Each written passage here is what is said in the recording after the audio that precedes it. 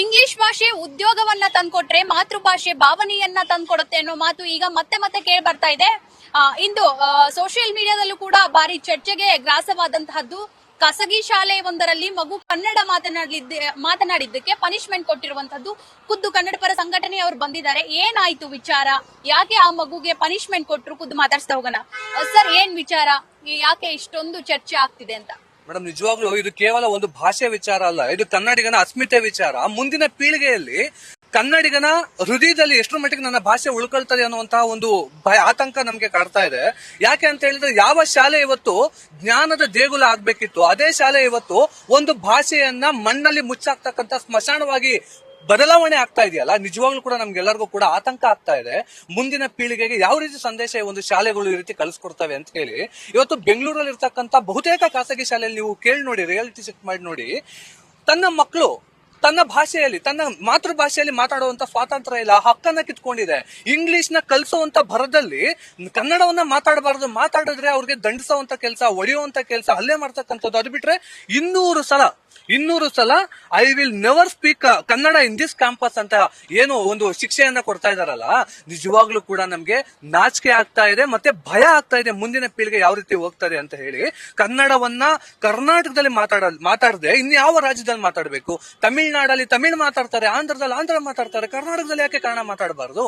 ಕನ್ನಡ ಭಾಷೆ ಮೇಲೆ ಯಾಕೆ ಇಷ್ಟು ಅಸಡ್ಡೆ ಈ ಒಂದು ಆಡಳಿತ ವ್ಯವಸ್ಥೆಗೆ, ಆಡಳಿತ ಮಂಡಳಿ? ಶಿಕ್ಷೆ ಕೊಡುವಂತಹ ತಪ್ಪ ಅದು ಮಗುವಿನ ಮನಸ್ಸಿನ ಮೇಲೆ ಯಾವ ರೀತಿ ಪರಿಣಾಮ ಬೀರುತ್ತೆ ಅಂತ?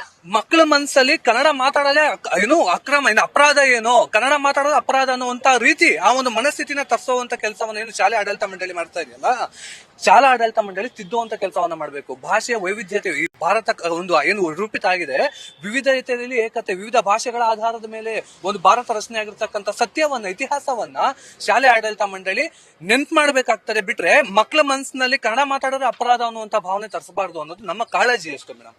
ಸರ್, ಈಗ ಶಾಲಾ ಆಡಳಿತ ಮಂಡಳಿ ಜೊತೆ ಏನಾದ್ರು ಮಾತಾಡಿದ್ದೀರಾ, ರೆಸ್ಪಾನ್ಸ್ ಮಾಡಿದ್ರಾ, ಅಥವಾ ಈಗ ಮಾತಾಡ್ಲಿಕ್ಕೆ ಹೋಗ್ತಿದ್ದೀರಾ? ಏನ್ ಹೇಳಲಿಕ್ಕೆ ಇಚ್ಛೆ ಪಡ್ತೀರಾ? ಇದು ನಾವು ಮತ್ತೆ ಹೇಳ್ತಾ ಇದೀವಿ, ಇದು ಒಂದು ಖಾಸಗಿ ಶಾಲೆಗೆ ಸಂಬಂಧಪಟ್ಟಂತ ವಿಚಾರ ಇದಲ್ಲ. ನಾವೀಗ ಈ ಶಾಲೆಗೆ ಬಂದಿದೀವಿ, ಶಾಲೆಯ ಮುಖ್ಯ ಗೇಟು ಬೀಗ ಹಾಕೊಂಡಿದ್ದಾರೆ. ನಾವು ಇನ್ನೊಂದು ಮಾರ್ಗದಲ್ಲಿ ಶಾಲೆ ಹಿಂಬದಿ ಒಂದು ಗೇಟ್ ಇದೆ ಅಂತ ಹುಡುಗರು ಹೇಳ್ತಾ ಇದ್ರು. ಆ ಗೇಟ್ ಮೂಲಕವಾಗಿ ನಮ್ಗೆ ಶಾಲೆ ಕಡೆಯಿಂದ ಸ್ಪಷ್ಟನೆ ಬೇಕು. ಎರಡನೇದು, ಶಾಲೆ ಕಡೆಯಿಂದ ಕ್ಷಮೆ ಬೇಡ ನಮ್ಗೆ, ಕ್ಷಮೆ ಕೇಳುವಂತದಲ್ಲ ಮುಖ್ಯ. ಈ ಶಾಲೆ ಒಂದು ಉದಾಹರಣೆ ಅಷ್ಟೇ. ಈ ಶಾಲೆಗೆ ನಾವು ಕಳಿಸ್ತಕ್ಕಂಥ ಪಾಠ ಬೆಂಗಳೂರಲ್ಲಿ ಇರ್ತಕ್ಕಂಥ ಅಷ್ಟು ಖಾಸಗಿ ಶಾಲೆಗಳಿಗೆ ಇದು ಒಂದು ಒಳ್ಳೆ ಪಾಠ ಆಗ್ಬೇಕು. ಮತ್ತೆ ಮುಂದಿನ ದಿನಗಳಲ್ಲಿ ಯಾರು ಶಿಕ್ಷಣ ಮಂತ್ರಿಗಳಿದ್ದಾರೆ, ಮುಖ್ಯಮಂತ್ರಿಗಳಿದ್ದಾರೆ, ಅವ್ರನ್ನ ಭೇಟಿ ಮಾಡಿ ಈ ಪ್ರವೃತ್ತಿಯನ್ನ ಬಿಡಬೇಕು. ಮತ್ತೆ ಕಟ್ಟುನಿಟ್ಟಿನ ಆದೇಶವನ್ನ ತರಬೇಕು ರಾಜ್ಯ ಸರ್ಕಾರ. ಮಕ್ಕಳ ಮೇಲೆ ಹೇರಿಕೆ ಮಾಡಬಾರ್ದು, ಮತ್ತೆ ಮಕ್ಕಳಿಗೆ ಬಲವಂತವಾಗಿ ಕುತ್ತಿಗೆ ಎಸ್ತಕ್ಕಂಥ ವಾತಾವರಣವನ್ನ ಈ ಶಾಲೆಗಳು ಮಾಡಬಾರ್ದು. ಇಷ್ಟು ದಿನ ಬ್ಯಾಂಕ್ಗಳಲ್ಲಿ ವ್ಯವಹರಿಸಲಿಕ್ಕೆ ಕಷ್ಟ ಆಗ್ತಿತ್ತು. ಅಂದ್ರೆ ಬೇರೆ ಭಾಷಿಕರು ಬಂದು ಕನ್ನಡ ಕಲಿಯಲ್ಲ ಅಂತ ಹೇಳ್ತಿದ್ರು. ಇಂಥ ಇನ್ಸಿಡೆಂಟ್ ಗಳನ್ನ ನಾವು ನೋಡಿದೀವಿ, ನೀವು ಸ್ಟ್ಯಾಂಡ್ ತಗೊಂಡಿದ್ದೀರಾ. ಕಲಿಬೇಕಾದ ಜಾಗದಲ್ಲೇ ಕನ್ನಡ ಕಡೆಗಣಿಸಿದ್ರೆ ಹೆಂಗೆ ಸರ್ ಮುಂದೆ? ಖಂಡಿತವಾಗ್ಲೂ ಎಲ್ಲರೂ ಕೂಡ ಈಗ ಮೊನ್ನೆ ಒಂದು ಕಾಲ್ ರೆಕಾರ್ಡಿಂಗ್ ಕೂಡ ವೈರಲ್ ಆಗ್ತಾ ಇತ್ತು. ನಮ್ಮನ್ನ ಕಾಯ್ಬೇಕಾಗಿರ್ತಕ್ಕಂಥ ಇದೇ ಬೆಳ್ಳಂದೂರು ಭಾಗದ ಒಬ್ಬ ಪೊಲೀಸ್ ಹೇಳ್ತಾರೆ ಹಿಂದಿ ರಾಷ್ಟ್ರೀಯ ಭಾಷೆ ಅಂತ ಹೇಳಿ. ಅಂದ್ರೆ ಕಾಯ್ಬೇಕಾಗಿರೋರೇ ಸುಳ್ಳು. ಸಂವಿಧಾನಬದ್ಧವಾಗಿ ಯಾವ ಭಾಷೆ ಕೂಡ ರಾಷ್ಟ್ರೀಯ ಭಾಷೆ ಅಲ್ಲ. ಇವತ್ತಿನ ದಿನಗಳಲ್ಲಿ ಒಂದು ಬ್ಯಾಂಕ್ ಅಲ್ಲಿ ಹೋಗಿ ಕನ್ನಡಿಗ, ಒಬ್ಬ ಹಳ್ಳಿ ಗ್ರಾಮೀಣ ಭಾಗದ ರೈತ ಇರ್ಲಿ, ನಗರ ಭಾಗದ ಒಬ್ಬ ಯುವಕ ಹಿಂದಿಯನ್ನ ಕಲಿತು ಬಲವಂತ ಒಬ್ಬ ಸೆಕ್ಯೂರಿಟಿ ಗಾರ್ಡ್ ಇಂದ ಇರೋದು ಮ್ಯಾನೇಜರ್ನವರೆಗೂ ಕೂಡ ಮಾತಾಡುವಂತಹ ವಾತಾವರಣ ಏನು ಸೃಷ್ಟಿಯಾಗಿದೆ. ಮುಂದಿನ ಪೀಳಿಗೆಗೆ ಇವತ್ತಿಂದನೇ ನಮ್ಮ ದೇಶದಲ್ಲಿ ಇರ್ತಕ್ಕಂಥದ್ದು ಇಂಗ್ಲಿಷು, ಅದು ಬಿಟ್ರೆ ಹಿಂದಿ ಅಂತ ಹೇಳಿ ತಲೆ ತುಂಬ್ತಾ ಇದಾರಲ್ಲ, ಯಾವುದೋ ಭಾಷೆಗೆ ನಮ್ಮ ಸ್ವಾಭಿಮಾನವನ್ನ ಮಾರ್ಕೊಂಡು ಗುಲಾಮಗಿರಿಗೆ ತಳ್ಳುವಂತ ಕೆಲಸವನ್ನ ಏನು ಆಡಳಿತ ಮಂಡಳಿ ಮಾಡ್ತಾ ಇದೆ. ಇದ್ರ ವಿರುದ್ಧ ನಾವು ಅದಕ್ಕೋಸ್ಕರ ಇವತ್ತು ನಾವು ಹೋರಾಟವನ್ನು ಕೈಗೊಂಡಿರ್ತಕ್ಕಂಥದ್ದು. ಮುಂದಿನ ದಿನಗಳಲ್ಲಿ ಯುವ ಕರ್ನಾಟಕ ವೇದಿಕೆ ವತಿಯಿಂದ ಫ್ರೀಡಂ ಪಾರ್ಕ್ ನಲ್ಲಿ ಬಹಳ ದೊಡ್ಡ ಮಟ್ಟದ ಹೋರಾಟವನ್ನ ಮಾಡೋದ್ರ ಮೂಲಕ ರಾಜ್ಯ ಸರ್ಕಾರಕ್ಕೆ ಈ ಧೋರಣೆ ವಿರುದ್ಧ ನಾವು ಖಂಡಿಸಿ ನಾವು ಹೋರಾಟವನ್ನ ಕೂಡ ನಾವು ಮಾಡ್ತಾ ಇದ್ದೀವಿ. ಇವಾಗ ಆಡಳಿತ ಮಂಡಳಿಗೆ, ಶಾಲಾ ಆಡಳಿತ ಮಂಡಳಿಗೆ ಗಮನಕ್ಕೆ ಏನ್ ತರ್ಲಿಕ್ಕೆ ಇಚ್ಛೆ ಪಡ್ತೀರಾ? ಅವರಿಂದ ಏನ್ ಎಕ್ಸ್ಪೆಕ್ಟ್ ಮಾಡ್ತೀರಾ? ನಾವು ನೇರವಾಗಿ ಎಚ್ಚರಿಕೆ ಕೊಡ್ತಾ ಇದೀವಿ. ನಾವು ಮನವಿ ಮಾಡೋದಕ್ಕೆ ಬಂದಿಲ್ಲ, ಎಚ್ಚರಿಕೆ ಕೊಡೋದಕ್ಕೆ ಬಂದಿದೀವಿ. ನೀವು ಕನ್ನಡದ ಮಕ್ಕಳಿಗೆ ಬಲವಂತವಾಗಿ ಒಂದು ಭಾಷೆಯನ್ನ ಕಲಿಸುವಂತ ಬರದಲ್ಲಿ ಏನು ಒಂದು ನಿರ್ಧಾರವನ್ನ ಕೈಗೊಂಡಿದ್ದೀರಾ, ಇದನ್ನ ಈ ಕೂಡಲೇ ಕೈ ಬಿಡಬೇಕು. ಮತ್ತೆ ಇದನ್ನ ಯಾರು ಕೆಲಸ ಮಾಡಿದ್ದಾರೆ ಅವ್ರಿಗೆ ಒಂದು ನೋಟಿಸ್ ಅನ್ನ ಕೊಡಬೇಕು. ನಾವು ಕೆಲಸದಿಂದ ತೆಗೆದಾಕಿ ಅಂತ ಹೇಳಿ ಅವ್ರ ಹೊಟ್ಟೆ ಮೇಲೆ ಹೊಡೆಯೋದಕ್ಕೆ ಇಷ್ಟಪಡೋದಿಲ್ಲ. ಆದ್ರೆ ಇದು ಮುಂದಿನ ದಿನಗಳಲ್ಲಿ ಮುಂದುವರೆದ್ರೆ ಶಾಲೆಗೆ ಬೀಗ ಹಾಕ್ತಕ್ಕಂಥ ಕೆಲಸವನ್ನ ನಾವು ಕನ್ನಡ ಪರ ಹೋರಾಟಗಾರರು ಖಂಡಿತವಾಗ್ಲೂ ಮಾಡೇ ಮಾಡ್ತೀವಿ. ಮುಖ್ಯವಾಗಿ ಒಂದು ಕಾಳಜಿ, ಇತ್ತೀಚೆಗೆ ಒಂದು ಕನ್ನಡ ಒಂದು SSLC ಪರೀಕ್ಷೆಯ ಫಲಿತಾಂಶ ಬರ್ತದೆ. 90% ಮಕ್ಕಳು ಕನ್ನಡ ಭಾಷೆಯಲ್ಲಿನೇ ಫೇಲ್ ಆಗಿದ್ರು. ಕನ್ನಡ ಭಾಷೆಯಲ್ಲಿ ಕನ್ನಡಿಗರೇ ಅವರು ಕನ್ನಡಿಗರನ್ನ ಕನ್ನಡ ಭಾಷೆಯಲ್ಲಿ ಫೇಲ್ ಆಗ್ತಾ ಇದಾರೆ ಅಂದ್ರೆ ಕಾರಣ ಈ ರೀತಿ ವ್ಯವಸ್ಥೆ ಕನ್ನಡ ಮಕ್ಕಳನ್ನ ಕನ್ನಡ ಭಾಷೆಯಿಂದ ದೂರ ಏನ್ ಮಾಡ್ತಾ ಇದೆಯಲ್ಲ. ಹಾಗಾಗಿ ಇವತ್ತು ಕನ್ನಡ ಮಕ್ಕಳಿಗೆ ಕನ್ನಡನೇ ಬರ್ತಾ ಇಲ್ಲ, ಕನ್ನಡ ಬರೀಲಿಕ್ಕೆ ಬರ್ತಾ ಇಲ್ಲ, ಓದೋದಕ್ಕೆ ಬರ್ತಾ ಇಲ್ಲ.